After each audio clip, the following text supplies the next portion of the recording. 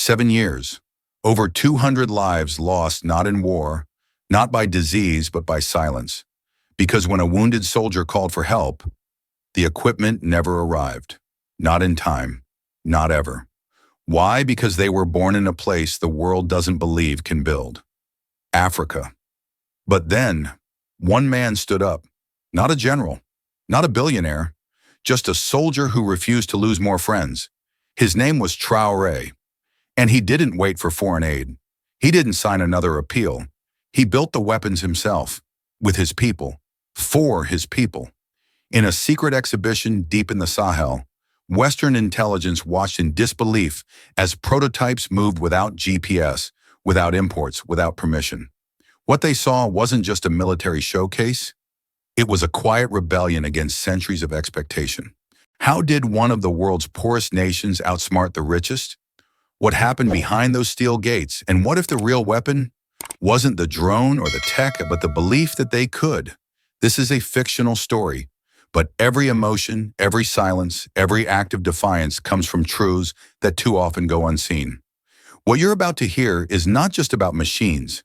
It's about memory justice and the quiet power of building your own future. Now, let's begin. The first glitch was barely noticed. A single flicker, half a second of static on monitor 7 at Sigma 2, a Western Joint Intelligence facility buried 3 floors below a government building in Brussels. Lieutenant Ward frowned. He tapped the screen. Nothing. Static cleared. Then it happened again, but this time it stayed. Monitor 7 lit up with a live drone feed. Silent, steady, disturbingly smooth. No watermark, no satellite tag, no military insignia. A sleek, bird-like UAV hovered mid-air above what looked like a dusty cityscape. Children below ran barefoot through alleyways. Men in brown uniforms moved in formation. Ward leaned closer. His voice was barely audible. "This isn't one of ours." Behind him, the room stirred. Analyst Ree wheeled over. "Is this China test op?" She pulled up the IFF registry. Nope, not PLA, not Russian either, not even Iranian. The tension thickened. Within 30 seconds, 6 more analysts crowded behind the monitor. The drone's camera zoomed, then drifted fluidly, deliberately, as if being piloted by someone who wasn't just trained, but intimate with its controls. Major Statham stepped in. "What are we looking at? Unregistered drone feed. Possibly live, possibly rogue. Appeared on our signal line with no handshake. Encryption unknown. Signature blank." The word blank did something to the room. By protocol unknown, air assets were tagged, recorded, ignored, unless threatening. But this one had slipped through their firewall. That wasn't just irregular, it was a violation, a slap. And the drone wasn't just filming, it was showing something. Below, in a wide-open square, tents were being set up. Not market tents, military booths, makeshift displays of tech solar arrays, antenna towers, a table, with what looked like homemade missile guidance chips arranged like museum artifacts. "What the hell is this?" someone whispered. The feed cut just for a heartbeat. Then it returned, this time tighter, focused on a table. A device was being held up by a young woman in civilian clothes. She looked no older than 20. Her hands trembled, but her eyes were fierce. Next to her, a cardboard sign scrawled in French read, "Ce n'est pas pour exposition, c'est pour survie." This isn't for display, it's for survival. Colonel Mathers entered from the far door, phone still at his ear.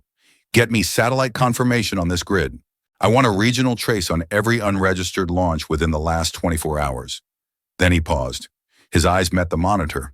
The drone panned left and locked onto a figure walking between 2 rows of soldiers. No helmet, no medals, no entourage. Just one man. The face, though barely pixelated, was instantly recognized. "Is that—" TRAORÉ silence.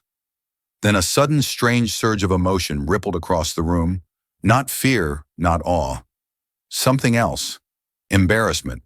Because no one had expected him to do this. Ibrahim Traoré, captain turned president of Burkina Faso. Young, defiant, always dismissed by international analysts as symbolic, at best military populist, too broke to be dangerous. But here he was leading a defense expo that no Western intel had picked up, using a drone system they couldn't trace. showcasing technology built in a country that wasn't supposed to build anything. Where did this come from? Colonel Mathers asked more to himself than to the room. No one answered. The drone shifted again, rising slowly, revealing a giant tarp being pulled back. Beneath it, something black angular the size of a shipping container. On its side in white paint, not for display. The signal flickered once more, then cut to black. No sound, no data, no trace. Only a timestamp left in the logs, 09/02/17 UTC, and a single line of code extracted from the intercepted feed, initiated by AWA-04 BF Origin Ouagadougou, a girl's name, a country overlooked, a signal they couldn't stop. Inside the control room, no one spoke. Outside, 4,300 miles away, the drone was still flying, and TRAORÉ had not said a single word. Yet. The drone's camera descended like a hawk, slow, precise, unblinking, sweeping over a dusty plain just beyond the capital. What had once been an abandoned airstrip was now alive with motion. There were no glossy banners, no branded scaffolding or imported audio systems. Instead, wooden poles, canvas tarps, and hand-painted signs flapped in the dry Sahel wind. At the center stood a raised platform made of repurposed shipping pallets. Behind it, a faded military truck held up a simple sign stenciled in thick black paint, built for the Sahel, not for sale. Beneath it in chalk, if you came to buy, you're in the wrong place. Soldiers lined both sides of the main aisle. No rifles, no boots polished for show, just firm stances and homemade uniforms bearing the national flag. Their eyes scanned not for enemies, but for flaws in the arrangement. Everything had to be precise. This wasn't a pageant. It was a declaration. A group of teenagers hunched beside a stack of solar panels wired to a rusted battery pack. One of them adjusted a terminal, sparks flying. Another scribbled something onto a clipboard made of flattened tin. No media watched them. No investors hovered. But they worked like the world was watching. It was. Every tent in the Expo held something unexpected. In one, a makeshift satellite dish pointed at the sky, patched together with scrap metal and copper wire. In another, a field medic drone, half exposed, displayed its surgical payload, gauze auto-injectors, blood-type scanner, all labeled in French and Fufulde. There were no foreign logos anywhere. No Lockheed, no Thales, no Huawei, not even a QR code, just dust, sweat, and chalk. From one corner, an elderly man in worn fatigues stood beside a sign that read, "What you see here was built by those who were told they couldn't." A visitor, a student from Ghana, judging by his patch, approached and asked, "How did you power this without fuel?" The old man smiled and tapped the dusty panel next to him. Sunlight and anger. Further down the aisle, a tent larger than the others stood half-zipped. Inside, rows of computer monitors glowed. Some showed satellite topography. Others ran code. A screen blinked with the header, Simu Battle 4, 92% complete. No guard stood at the entrance.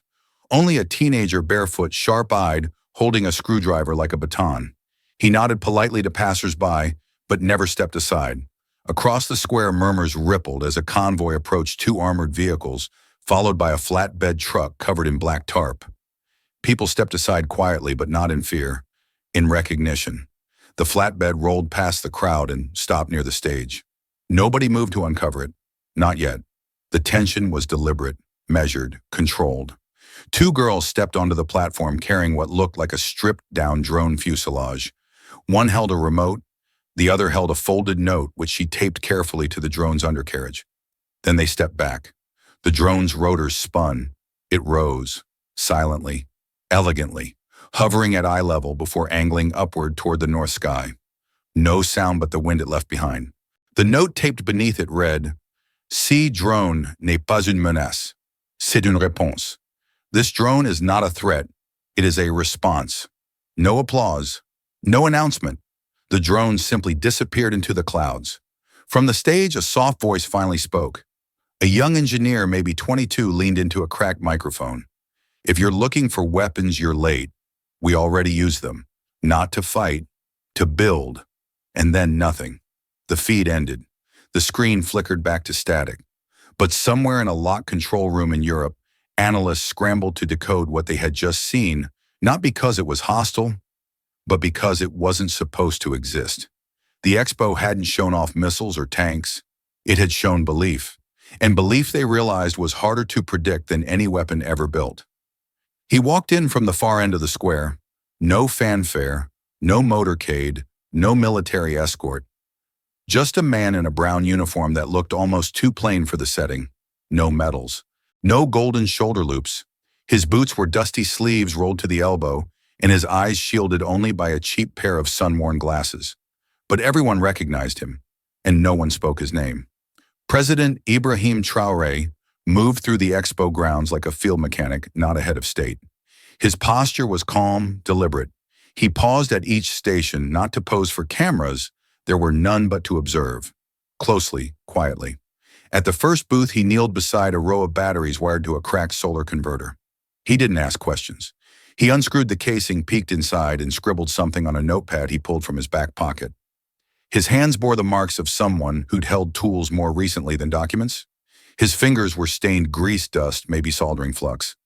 At another table, a young girl stammered as he leaned over her drone design. Her schematic was half-crumpled, hand-drawn, labeled in 2 languages. Traoré nodded once, then pointed to the rear rotor with the end of his pen. "Redraw this." "The balance will tip mid-flight," he said. Then he moved on, leaving her frozen in awe and deep in thought. Observers might have missed him entirely had they not noticed what happened as he passed. Soldiers straightened. Students stood taller. Eyes followed, but lips stayed sealed. This wasn't performance. It was respect, built quietly, earned, not choreographed.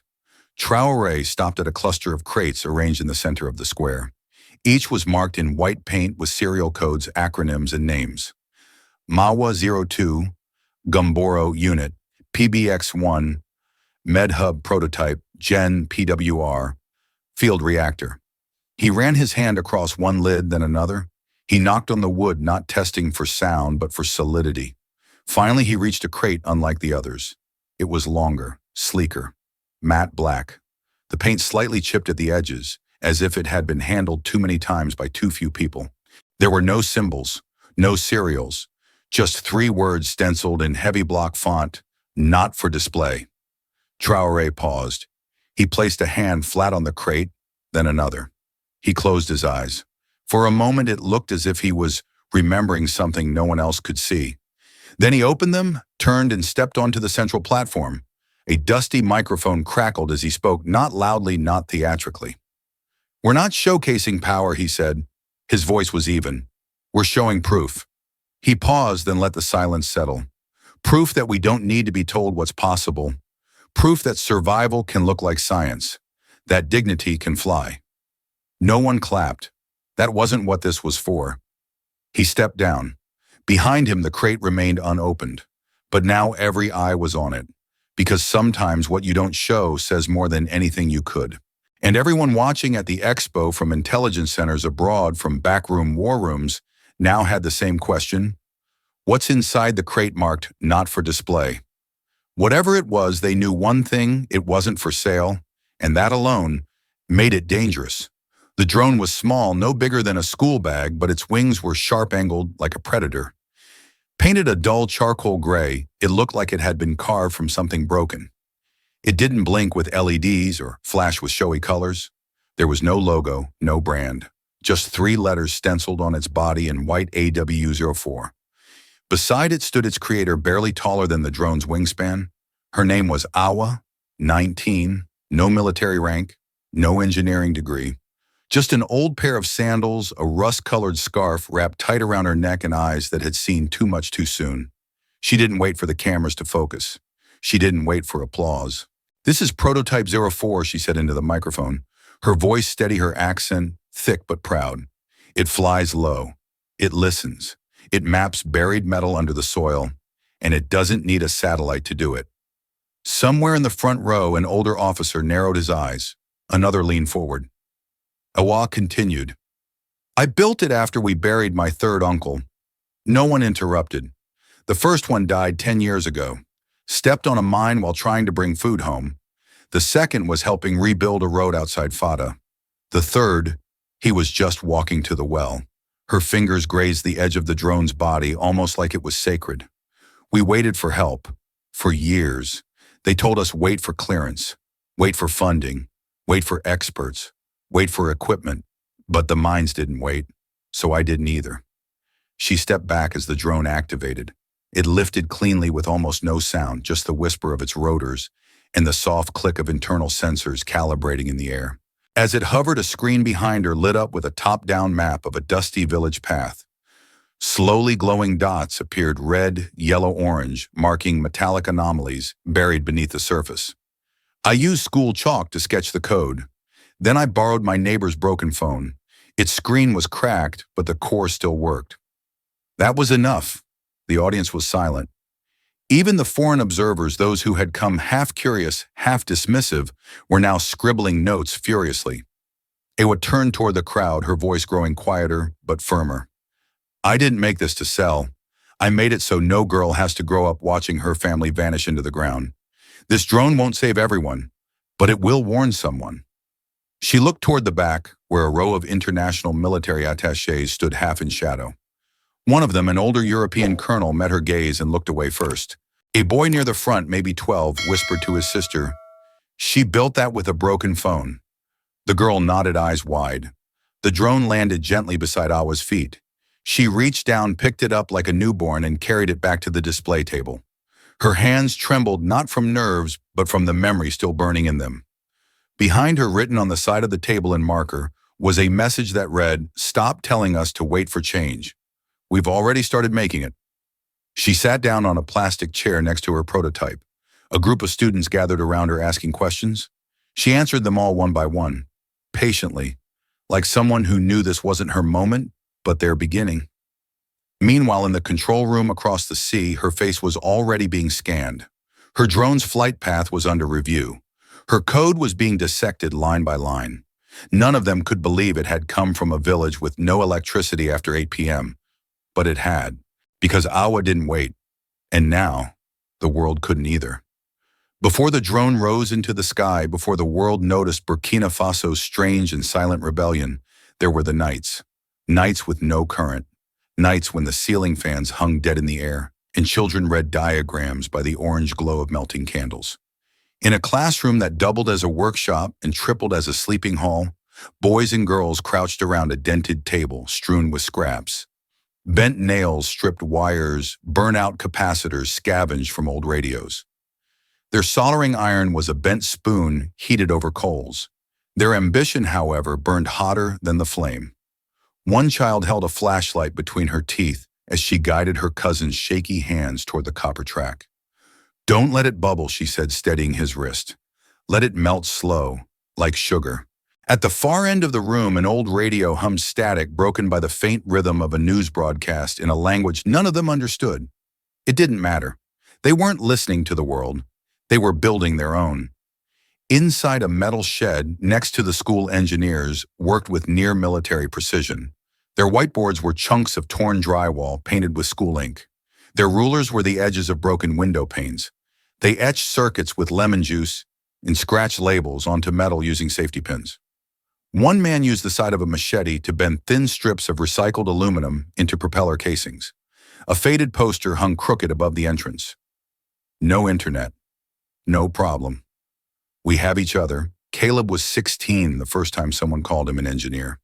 He laughed, not because it was funny, but because the word sounded like it belonged in a different country, a different century.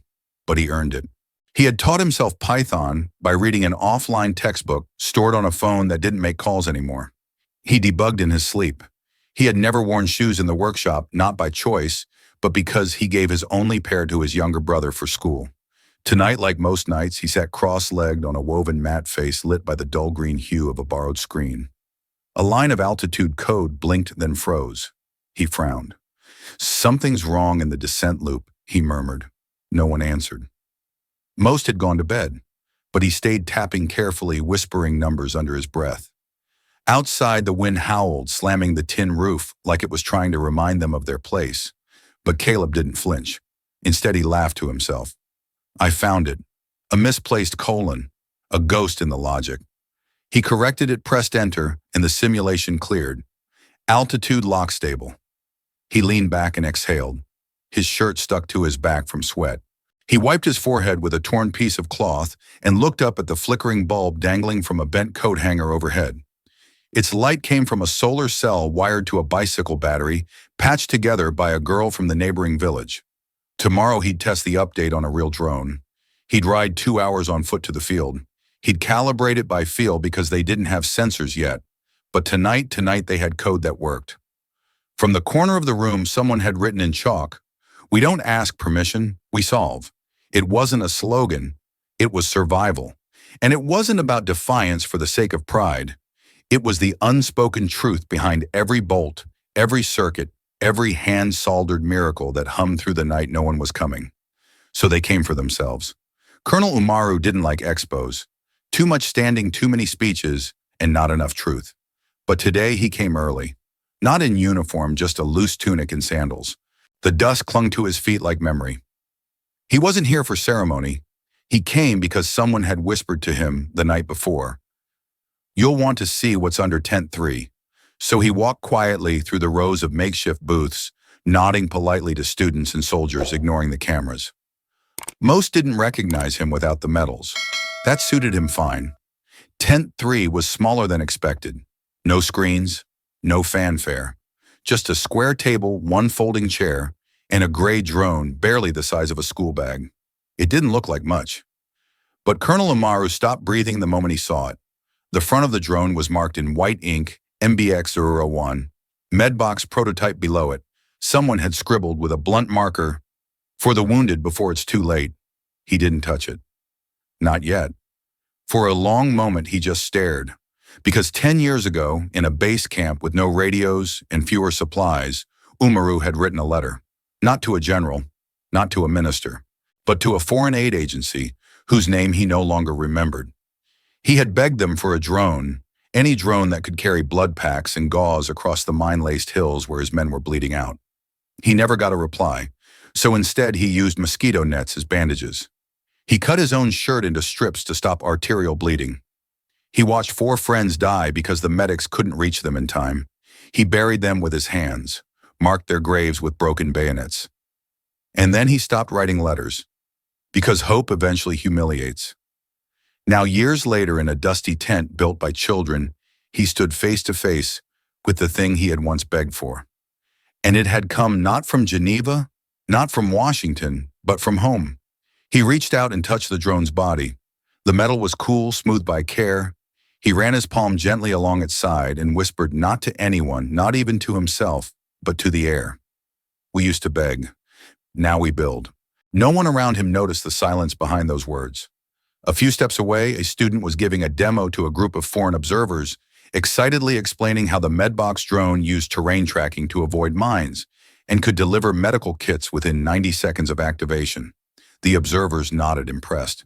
But they didn't see Umaru, and they didn't see the tear.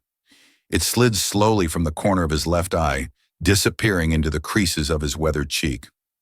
No camera caught it. No microphone recorded the hitch in his breath. But that tear changed everything, because it wasn't a tear of grief. It was recognition that they had arrived, quietly, without permission, without applause. Later that day, when TRAORÉ asked which prototype should receive first-line deployment, Umaru didn't hesitate. "The Medbox," he said, "deploy it where I used to bury my friends." No one questioned him.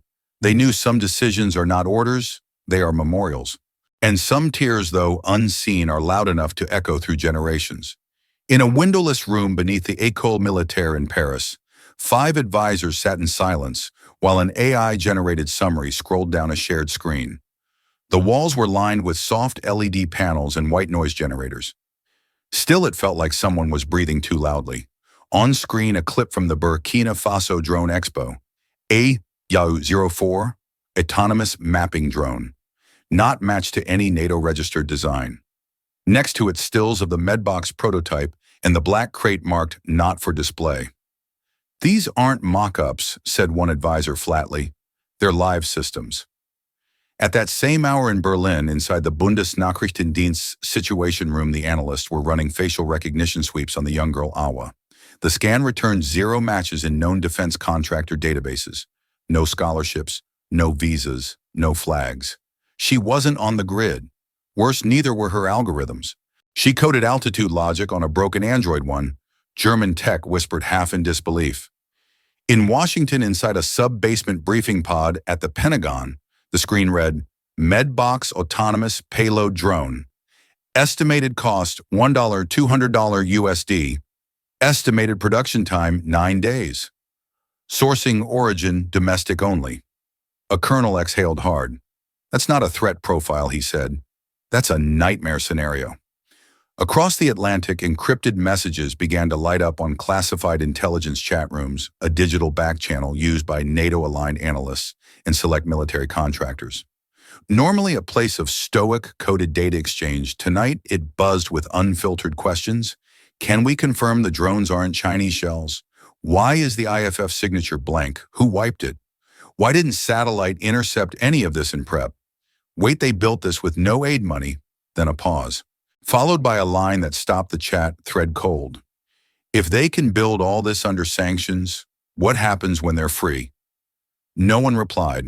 In London, an MI6 liaison stared at footage of the mystery crate, the matte black container that had appeared in the last few seconds of the drone feed. He enlarged the image and tried to run edge detection, looking for hinges, seam lines, anything that might give away what was inside. Nothing. We don't have a file for this, he murmured. His supervisor leaned over his shoulder. What's the threat level? He hesitated. We don't know what it is. That's the threat. At a private defense roundtable in Brussels, retired analysts and senior advisors debated terminology. We shouldn't call it an Expo, one said. It's a signal. It's not a weapons test, said another. It's a declaration of capability, a proof of independence. But the room was growing restless, because no one liked admitting the obvious. They'd been caught looking the wrong way. While they chased supply lines in Iran, payloads in North Korea, and simulations in China, a barefoot teenage coder and a rusted solar panel had slipped through every net they trusted. Worse yet, there were no contractors to track, no satellites to tap, no embassies to pressure. This wasn't reverse-engineered tech from the East. This was homegrown from the global South. And that meant they couldn't predict it because their algorithms weren't trained for belief, for defiance without press releases, for power without permission. Back in Paris, the final summary line appeared on screen, recommends strategic silence. Public response may amplify perceived significance. In other words, pretend not to be rattled. But inside the panic was already there, quiet, slow, corrosive. Because if Burkina Faso had built this in silence, who else had already begun? And what would happen when these kids, Awa Caleb, the nameless engineers in sandals, grew up? They walked in pairs, spoke little, and smiled often. To the casual eye, the visiting Western observers at the Burkina Faso Defense Expo looked like consultants, curious aid delegates, or neutral trade reps. But anyone who'd ever worked in intelligence knew the way their eyes moved, never resting, always counting. They weren't here to admire. They were here to trace. Agent Quinn, traveling under a diplomatic badge from the European Commission, took mental snapshots with every blink, PCB layout on the tracking drone material, welds on the medbox casing, chemical residue near the guidance module. His partner, a logistics officer from a Nordic defense supplier on paper, walked slightly behind, murmuring part numbers under his breath. No NATO match, he whispered. Even the bolts are off spec. Quinn leaned closer to a handheld console running flight diagnostics. He tapped the side lightly. Plastic. Too matte to be commercial. He turned to the young man overseeing the station, a boy no older than 20 with dust on his sleeves and oil under his fingernails. Where did you get this unit fabricated? Quinn asked casually in French. The boy smiled and wiped his hands on a rag. Unit, he pointed to the drone. This, we made it. Made it or assembled it. Quinn pushed. The boy shrugged. Same thing, no before. Quinn could reply. A second engineer, this one older with a scar running from cheek to ear, stepped forward and set down a toolbox with a clang. No imports, he said, switching to English with a heavy accent. Only our own hands. Quinn studied him. That's not possible. The older man raised a brow. And yet, he gestured behind him. There, under the shade of a burlap canopy, were 4 units lined up neatly, solar-powered med transport drones, each marked MBXR2 in chalk. They had reinforced hulls, emergency dispensary kits inside, and auto-thermal control panels for transporting blood under heat stress. But the part that silenced Quinn wasn't the design. It was the fact that each one bore a usage log etched into the side in neat rows. Test Zone Sahel West Sector 4, deployments 18, lives reached 53, fail 0. Real stats, real runs. These weren't prototypes, these were field-tested. Behind them, a board hung from twine painted in red. We don't simulate pain, we solve it. Quinn's partner stepped closer and lifted the edge of a hatch. No imported serials, no foreign screws. Even the rivets were hand-forged, irregular but firm. We thought we were looking for stealth, he muttered. Quinn nodded.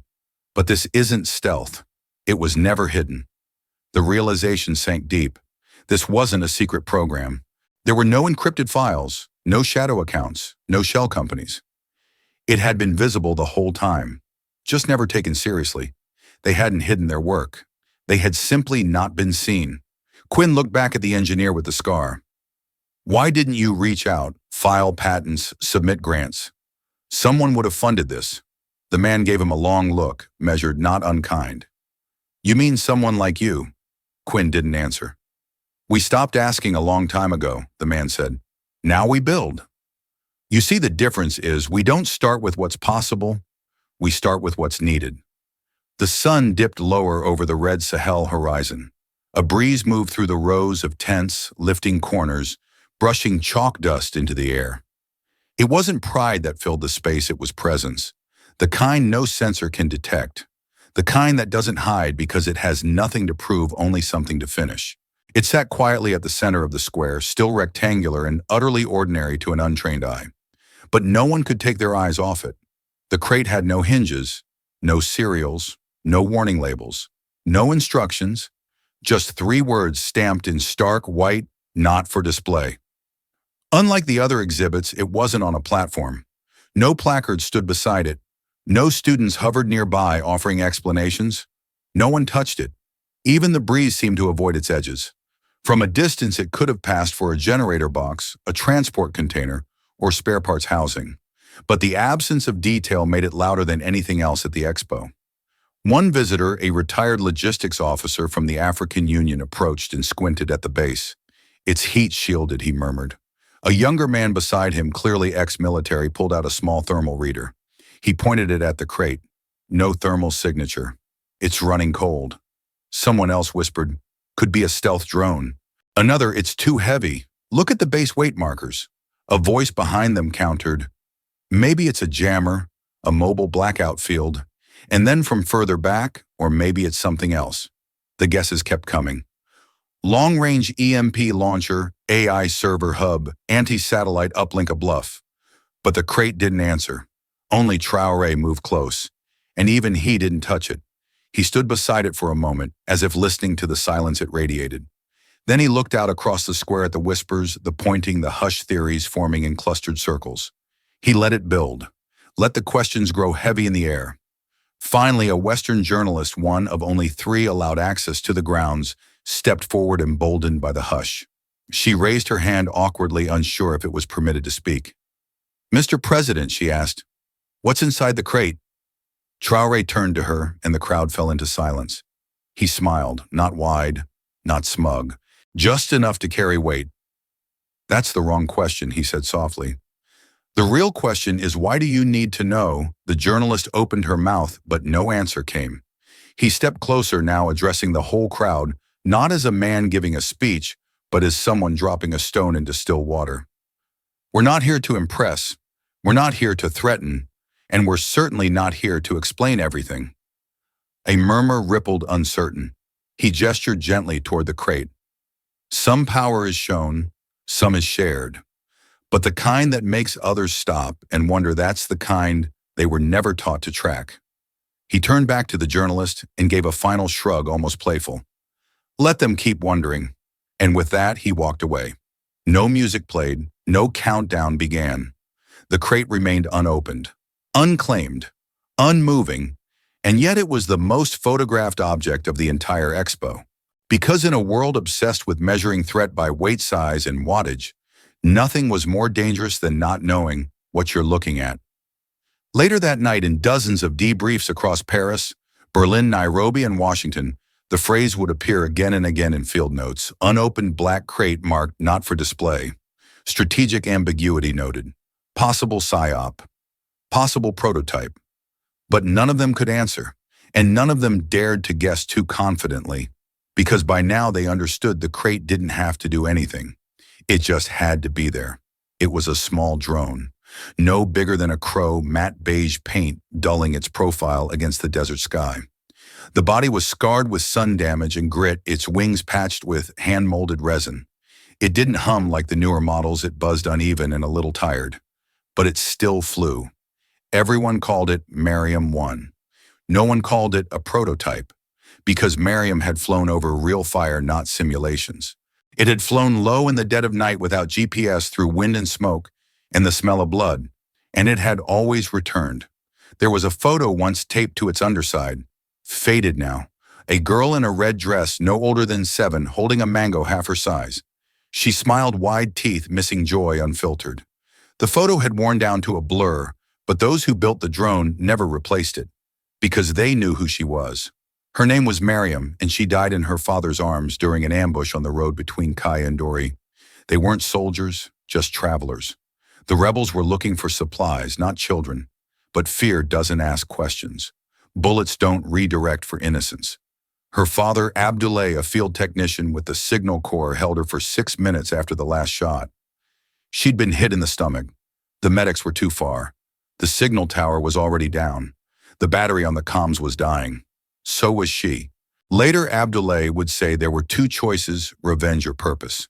He chose the one she could live through. He filed a transfer, not to the front, but to the fabrication hangar at Sector 4. When asked why he wrote only 6 words, because if she flew, she'd live. And so began Mariam 1. The first iteration was crude, a foam shell, copper wiring stripped from broken radios, a camera lens pulled from a toy drone gifted by an NGO years earlier. Its wings were hand-cut by students using rulers and thread. It didn't fly far at first, but it learned, or rather they taught it. Every night in the same hangar, where Awa once coded altitude logic by candlelight, Abdoulaye and a dozen others tested balance points, reprogrammed lift cycles, and simulated emergency drops. The drone was designed not to attack, but to reach. It carried only 3 things: a blood pouch, a wound seal foam injector, and a voice recorder. On one flight, the drone returned damaged, but the audio survived. A boy's voice could be heard whispering, "It's coming? I hear it. Tell my mama I'm okay." That recording is now kept in a small radio at the rear of the hangar. No one plays it out loud anymore, but they all know it's there. Mariam 1 wasn't fast, it wasn't sleek, but it never failed. Today it stands on a pedestal at the Expo, not behind velvet ropes, but on a simple wooden crate surrounded by handwritten messages. She flew because we didn't wait. Mariam still flies. We deliver life, not war. When visitors ask where it was made, Abdoulaye doesn't say here. He points to his heart. It started inside, he tells them. The rest just followed. One foreign correspondent asked why he didn't upgrade it, why he kept it old, slow-weathered. He smiled gently, tapping the wing. Because she's not broken. She's proof. And that's the secret most people miss. Mariam 1 is not a machine. It's a memory that refuses to stay silent. And every time it lifts into the sky, buzzes over a wounded field, or lands in front of a trembling medic, it carries something no algorithm can calculate. A promise that what was lost will never be forgotten. The test zone had no markings, just a patch of dry brush, cracked earth, and sparse trees 2 kilometers west of the Expo grounds. No banners, no barriers. If you stumbled upon it by accident, you might think it was a forgotten field. That was the point. Mariam 1 didn't need runways. She needed silence. A group of visitors stood behind a low rope barrier. A few students from Ghana, 2 officers from the African Union, 1 quiet observer from the World Health Organization. No one wore suits. No podium was set up. The girl piloting the test, barefoot, maybe 16, held a handheld console patched with tape and scratch marks. She didn't speak. She only nodded. The drone rose. Its wings caught a gust of dust, and for a brief second it seemed to stall, then tilted, corrected, and steadied itself. The rotors were quiet, not whisper quiet like commercial quadcopters, but deep-throated like breath held under control. A monitor on the girl's console lit up displaying a grayscale map. Terrain only, no GPS, no coordinates, just outlines, trees, dips, hills built from environmental scan. A small red dot blinked in the top right. Simulated casualty. The girl tapped once. Miriam 1 angled and surged forward, dropping low as it passed through scrub. A sensor-triggered heat spike erratic. Not a campfire, not wildlife. Human. Prone. Still breathing. The drone hovered. No command was given. No correction needed. A bay opened beneath the body. A medical box fell gently parachute-free from just 2 meters up. It landed beside the simulated target, kicking up a puff of dust. Inside, a blood seal foam injector, 2 field bandages, solar-activated distress signal, a water pouch with built-in purification packet. Then came the signal, a sharp chirp, not loud, not mechanical. It mimicked the call of a local night bird designed so search teams could follow the sound without alerting hostile forces nearby.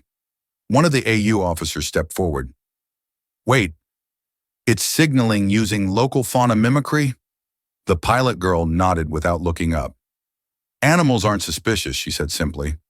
The WHO observer watched the screen in silence, eyes scanning the movement patterns, the real-time adjustments. He whispered more to himself than anyone. No satellite, no cell tower, no uplink. That's not a drone. That's a listener. Nearby, a little girl no older than 5 stood clinging to her brother's shirt. She watched as Miriam 1 circled back, its wings tilting gracefully into a slow descent. As it landed, kicking up a swirl of dust around its feet, the girl tugged at her brother's sleeve. "She still flies right?" she asked. Her brother didn't answer. He didn't need to, because Miriam had landed in the middle of nowhere, exactly where she needed to be. Later that evening, when the test data was reviewed, analysts saw something strange. The drone had changed approach angle mid-flight, not due to terrain or instruction, but because of wind shift prediction, calculated from tree sway patterns captured during an earlier scan. It had predicted the breeze before it arrived. When asked how they coded that, the pilot girl just shrugged. "We watched the trees," she said. "There were no algorithms imported from Palo Alto, no sensors made in Germany, just observation, time, need, and memory." Miriam 1 returned to its perch. The little girl still stared. And in that moment, no one clapped, no one cheered, no one announced victory. Because when something truly works, not for show, not for sale, not for spectacle, it doesn't need applause. It just needs to know where to land. The crowd had thinned by late afternoon. Some lingered at the solar stations. Others gathered by the chalkboard covered in equations no one had taught in school. But one man remained where he'd stood all day, beside the platform where Miriam 1 rested. Abdoulaye didn't speak. He simply stood, arms folded behind his back, watching the drone as if it might blink or breathe or remember him in some quiet, mechanical way. The air had cooled slightly. Dust swirled low, clinging to the edges of the drone's hull. A fine layer settled along its wings. He stepped forward. In his hand was a worn piece of cloth, faded blue, frayed at the edges. A child's scarf. He unfolded it slowly, like a ritual he'd performed before, and wiped the dust gently from the drone's left wing. His movements were precise, tender, as if he were brushing the hair from his daughter's forehead one last time. No cameras flashed, no one interrupted. Most didn't even notice him, but a girl nearby paused, holding a notebook to her chest, and watched. Abdoulaye leaned closer to the drone and whispered something. No one heard the words. Perhaps they weren't for sound. Then he stepped back. "She doesn't return," he said softly, "but she moves forward." A few meters away, a university student from Côte d'Ivoire snapped a photo of the moment, just the man, the drone, and the scarf in midair as dust danced in the late sun. He posted it online without a caption. An hour later, someone reposted it with words scribbled over the image. "This is not technology. This is memory with wings." By morning, it had been shared across 20 countries. But Abdoulaye never saw it. He wasn't online. He was still at the hangar, reviewing diagnostics, marking flight logs, and teaching a boy how to solder copper without burning the board. Someone later asked him why he stayed so long beside that drone. He didn't give a speech. He didn't mention pain. He just shrugged. Because grief doesn't always scream, he said. Sometimes it just keeps working. And in that moment, he became something rarer than a hero. He became a father who had chosen not to bury memory in stone, but to let it fly again and again into skies that no longer waited for permission. The sun rose without ceremony over the red-dusted field where the Defense Expo had stood just the day before. The tents still flapped in the wind. Chalk still covered the boards. The crate marked not for display hadn't moved an inch, but the soldiers were gone, and in their place came the children. They weren't on any official guest list. No press passes, no armed guards. Just bare feet school uniforms in various states of wear, and eyes too big for their faces, wide, questioning, bright. Some had walked 3 kilometers to get there. Others had skipped school entirely, bribing older cousins to cover for them. No one stopped them at the gate. There was no gate, just a makeshift arch made of scrap wood and wire still bearing the faded sign, built for the Sahel. Not for sale. By 9 a.m., the chalkboards were covered again, this time in new handwriting. Equations mixed with doodles. A girl had drawn a flying elephant and labeled it Drone Pachyderm Mark II. A boy beside her tried wiring a solar panel to a broken fan he had found near the power station. Near Tent 3, where international observers had once whispered in hushed tones, 3 barefoot kids stood around a medbox drone. One touched the sensor, another spun the rotor blade gently, and the third opened a notebook already filled with sketches. "How do you know where it lands?" the girl asked. A young volunteer, a university student from Burkina Technical Institute, knelt beside them. He smiled. "It listens to the ground, feels where the life is." The girl blinked, like a heartbeat. He nodded. Exactly. Further down the path, a group of boys surrounded a dismantled console. Wires everywhere. Buttons sticky with old fingerprints. One of them, maybe 11, held up a microchip-like treasure. "Do you think this could fit in a kite?" No one laughed. Awa was there too. She sat cross-legged on a plastic mat showing 2 girls how to debug altitude drift using a simulator coded in basic Python. One of the girls didn't speak much, just pointed to variables and tapped numbers with her pinky. Awa didn't mind. She knew silence didn't mean absence.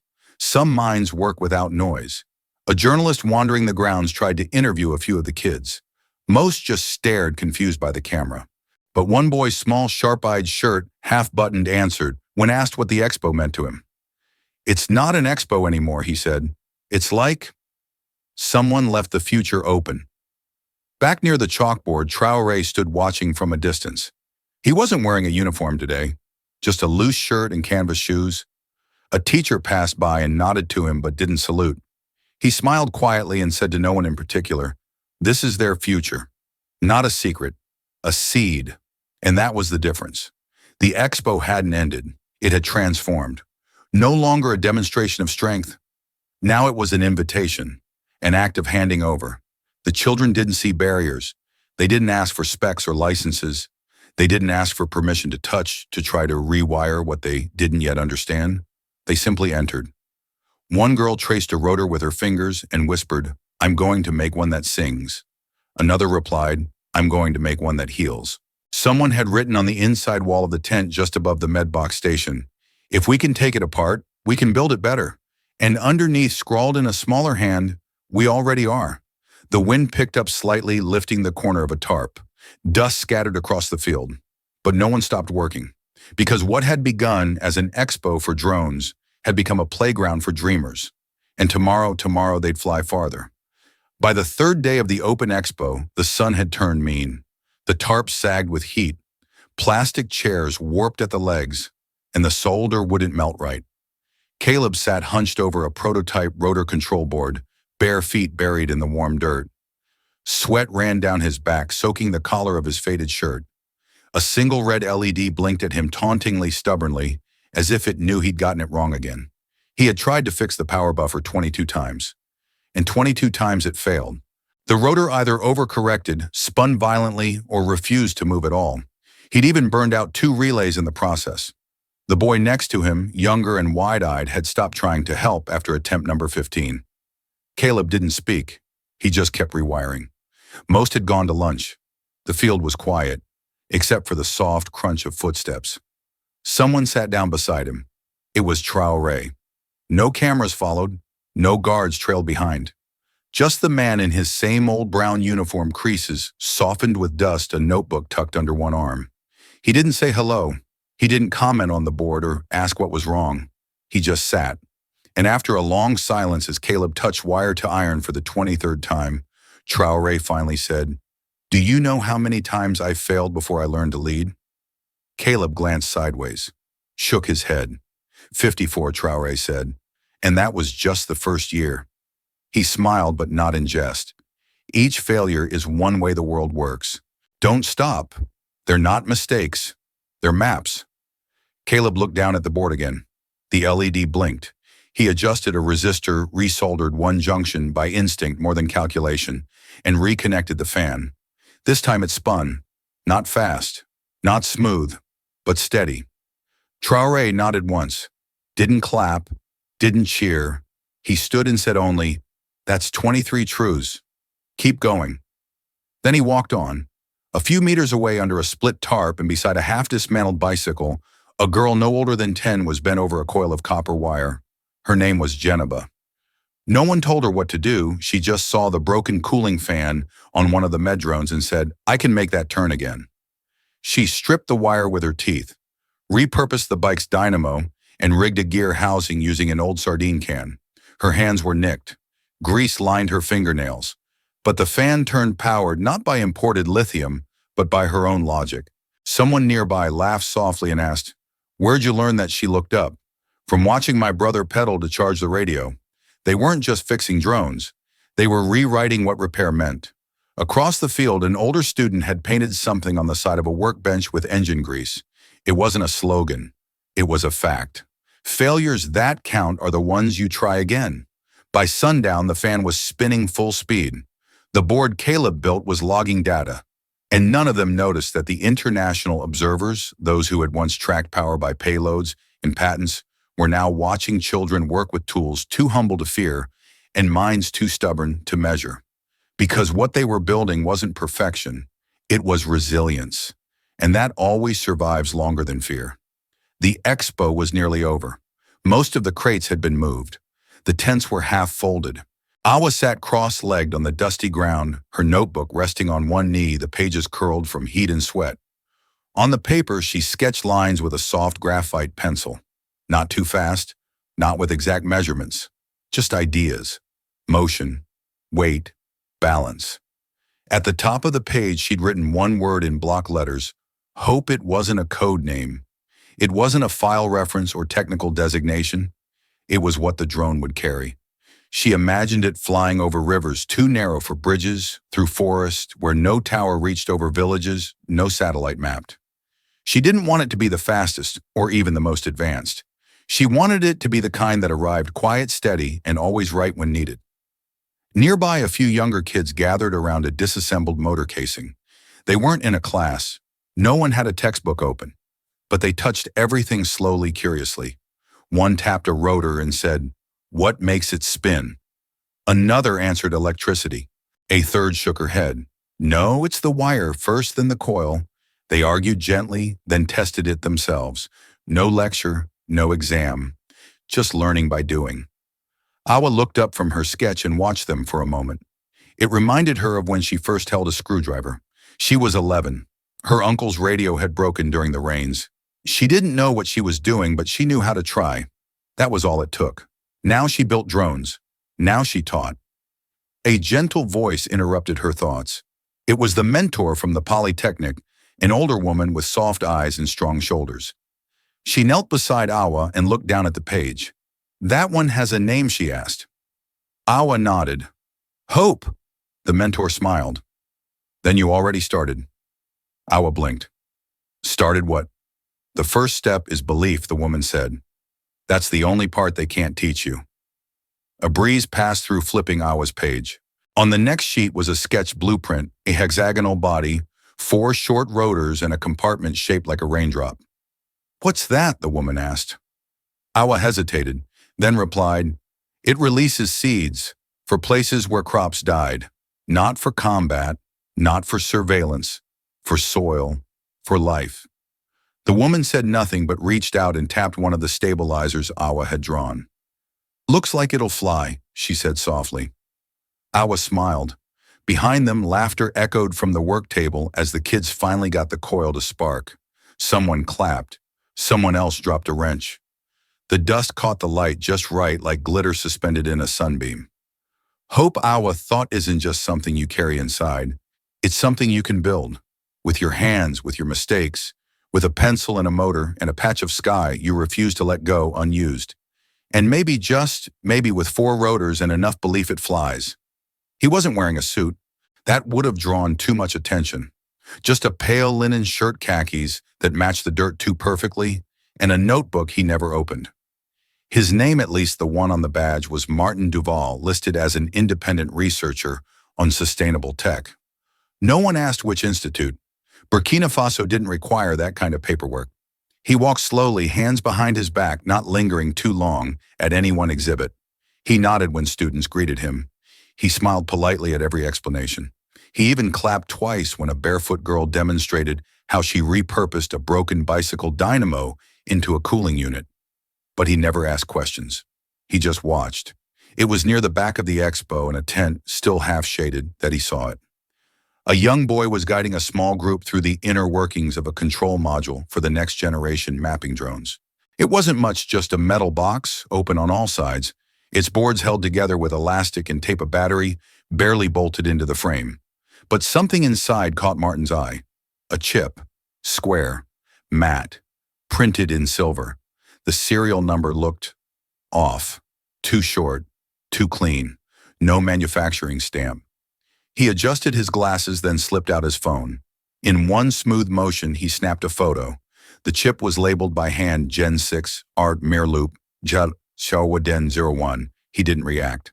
Just tapped the side of his phone twice and slid it into his back pocket. That night, in an encrypted channel known only to 3 agencies, he uploaded the image. Less than 5 minutes later, a response came through chip not in circulation. No records in standard supply chains. Design matches no known production model. Possible custom silicon. Code label suggests internal developer tree. Martin stared at the screen. Then came a second message. They're not iterating. They're skipping generations. He exhaled slowly. Back at the tent earlier, he'd seen something else, not in the drone itself, but in the way the kids handled it. They weren't protective. They weren't nervous. One even dropped a component and just laughed, picked it up and reattached it with a twist of copper wire. That wasn't the behavior of someone showing off. That was the behavior of someone living inside the tech. He opened his notebook for the first time that day, wrote only one line. They missed the movement, not the product, because what he'd seen wasn't a threat hidden in steel. It was a shift, not just in hardware, but in mindset. These weren't devices being smuggled or secrets being stolen. There was no espionage here, no theft, no reverse engineering, no fingerprints from Silicon Valley or Shenzhen. These machines had roots, not signatures. And that made them unpredictable.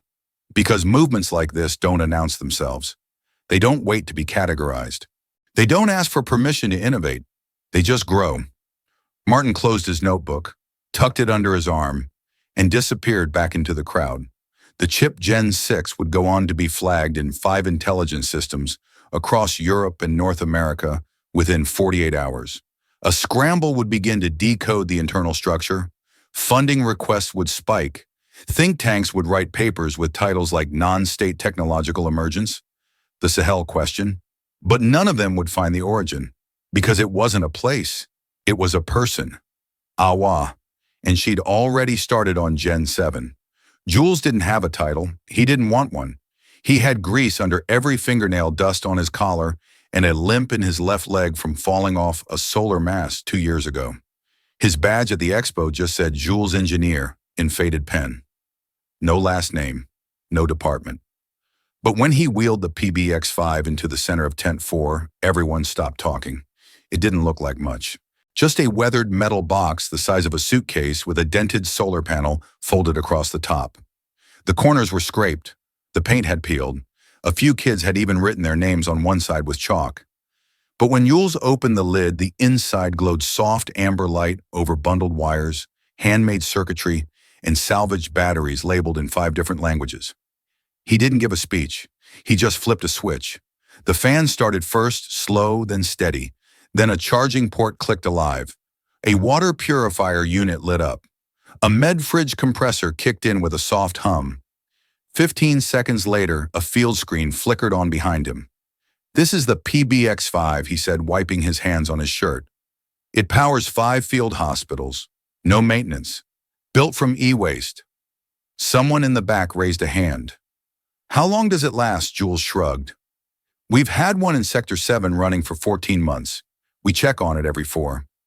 Another voice: "Who funded it?" Jules snorted. "A 12-year-old.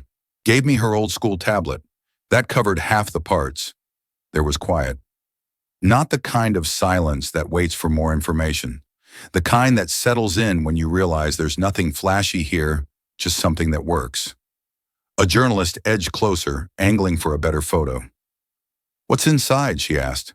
Jules looked up, sweat running along his temple. He smiled, crooked and tired. "Tiredness," he said, "and refusal to lose." No one laughed, because they understood. The PBX-5 wasn't designed by a corporation. It wasn't manufactured in clean rooms or polished with brand strategy. It had no logo, no brochure, no patent pending. It was a box full of choices, each resistor a compromise, each wire a workaround, each battery cell soldered not for profit, but for someone's cousin who ran the only clinic within 80 kilometers of the nearest grid. On the side of the unit, barely visible beneath layers of dust and marker, someone had etched a line in French: "S'il faut choisir entre lumière ou peur, choisis la lumière." If you must choose between light or fear, choose light. That night, the PBX-5 stayed on. It powered a tent where a boy coded his first motor loop. It charged a phone used to call a grandmother across the border. It kept a box of insulin cool for a girl named Halima. Jules sat outside drinking warm tea from a cracked mug. He didn't need to monitor the unit. He knew it would run. Because what he'd built wasn't a machine. It was a refusal made real. And somehow that was enough. There was no press conference, no red carpets, no anthems, no flag-raising ceremony. Just a line, quiet, small, added to a spreadsheet buried in the United Nations Department of Science and Technology's regional database. Burkina Faso, designation updated regional innovation leader. Autonomous tech humanitarian engineering. Most people never saw it, except those who'd been watching, and they knew what it meant. For decades, the maps had drawn lines around conflict, around instability, around powerlessness. Names were color-coded, ranked, reduced. But this entry didn't come with sanctions or aid packages or oversight. It came with recognition, the kind that doesn't demand you change, the kind that acknowledges you already have. In a small room inside the Expo's operations tent, the update pinged on a monitor. One of the student volunteers blinked and called out to TRAORÉ, who was helping stack solar plates in the back. "Sir, they changed our status." TRAORÉ didn't stop what he was doing. He didn't walk over to look. "Let it be," he said. The student hesitated. No comment. He shook his head and smiled. No statement. Just keep building. And that was the story. There were no speeches, no ministers taking credit, no billboards printed overnight. Instead, the children kept coming. They filled the tents again, rewiring things that weren't broken just to understand them better. A team of girls built a prototype that translated drone beeps into simple phrases for the hearing impaired. A group of boys tried fitting an irrigation nozzle onto a quadcopter arm. One student spent 6 hours trying to get a solar panel to charge a fan while moving and succeeded. In the middle of it all, chalk appeared on the ground, just a sentence traced by a small hand. We didn't wait to be seen. We saw ourselves first. Someone took a photo. It spread, first across local networks, then through student groups in Dakar, Lagos, Nairobi, then further into classrooms in Brazil, cafes in Mumbai, WhatsApp threads in Oakland and Berlin. It wasn't official. No agency adopted it. No government endorsed it. But it stuck because it told the truth. Burkina Faso hadn't waited for the world to notice. They had built first, hoped second, and kept moving third. They hadn't followed trends. They had become one. Later that night, a Western analyst tried to brief her team on the UN's change. She read the title twice, frowned, and finally said, "It's not about a project. It's a shift, a cultural pivot." One of her colleagues asked what caused it. She stared at the file. Nothing. That's the point. They did it without being asked. Back at the field, Traoré sat quietly under the last working lantern. A drone passed overhead, one of Awa's earlier prototypes, now repurposed for mapping soil humidity. He watched it disappear into the night sky, then picked up his pen, opened a small leather notebook, and wrote just 3 words, "Let them lead." And then without a word, he kept building. Where the Expo once stood, now rises a modest sunlit building, the People's Museum of Invention. At its center, Mariam 1 hangs from the ceiling, weathered, beautiful, intact. Beneath it, etched into brushed steel, is a quote next to a mural of Traoré, pen in hand. "We didn't display weapons, we displayed will." Visitors walk in silence. No security, no guides, just voices in low conversation. Children trace diagrams with their fingers. Elders whisper stories. One display reads, "Every wire was a refusal, every drone a declaration, no trophies, just memory and movement." This museum isn't about the past. It's about what was born quietly and never stopped growing. Far from the capital, in a quiet Sahel village, a drone descends over a dusty clearing. No sound but wind and propellers. It drops a small box marked with a red cross. Inside, antibiotics, iodine, and a sealed envelope labeled in local script, "You matter, always." A little girl watches. She's barefoot, crouched and staring. Then she pulls a notebook from her cloth bag and begins to sketch the drone, its wings, its body, the blinking light on its front. Her lines are rough. The proportions aren't perfect. Her mother leans over and says softly, "Draw it strong." The girl adds a second drone beside the first, this one shaped like a bird, then a third shaped like her dog, all flying. The caption under the final sketch: "It didn't come for applause. It came because it belonged." Years later, Caleb, now 17, stands at the front of a clay-walled classroom. Behind him, a whiteboard covered in handwritten code and motor diagrams. In front of him, 10 students, eager, dusty, and wide-eyed. He speaks without slides, without notes. "Power isn't what you build, it's what you make possible." One student, small, bold, raises a hand. "Can we build one that finds water?" Caleb smiles. "Yes, even if no one's done it before." He nods. "You don't need permission to begin." Outside, under the morning sun, they wheel out a half-finished prototype. It's rough-patched alive. Caleb steps back as one student launches it. The drone lifts, wobbles, then steadies into the open sky, and the camera lingers on it, rising higher and higher. What struck me most about this story wasn't just the technology, it was the silence. The kind of silence that speaks louder than speeches, louder than applause. A silence filled with purpose. This isn't a tale about flashy gadgets or military dominance. It's a story about refusing to wait for funding, for permission, for recognition. It's about people who build anyway, even when the world isn't watching. Maybe especially when it isn't. Awa, Caleb, Traoré, Umaru. They are not just characters. They are reflections of something real. The belief that dignity isn't something you're granted, it's something you build. And this belief in the hands of the young becomes unstoppable. What began with a broken phone and a piece of chalk becomes a drone that saves lives.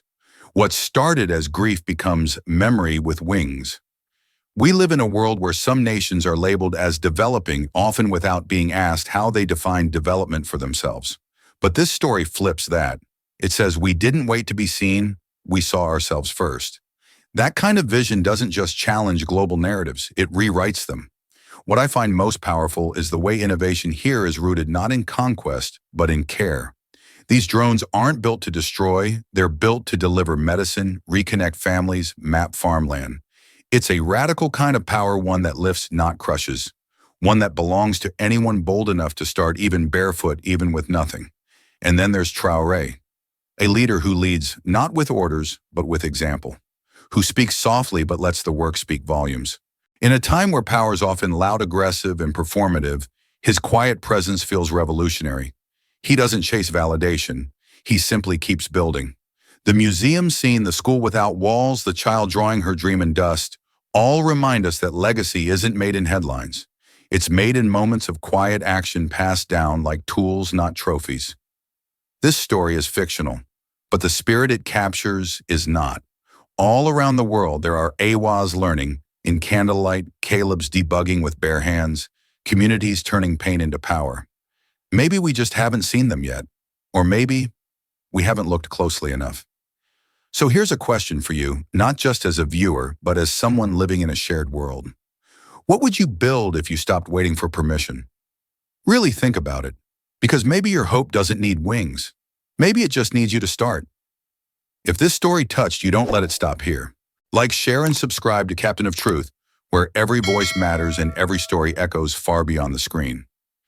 This story is a fictionalized and dramatized narrative created for educational, inspirational, and storytelling purposes. While it may be inspired by real public events, people, or societal issues, it includes imagined dialogue, reconstructed scenes, and character interpretations meant to highlight broader themes of justice, dignity, and resilience. Any resemblance to actual events or individuals beyond public knowledge is purely coincidental. We do not intend to defame, mislead, or harm, but to invite reflection and meaningful conversation. Thank you for watching Captain of Truth.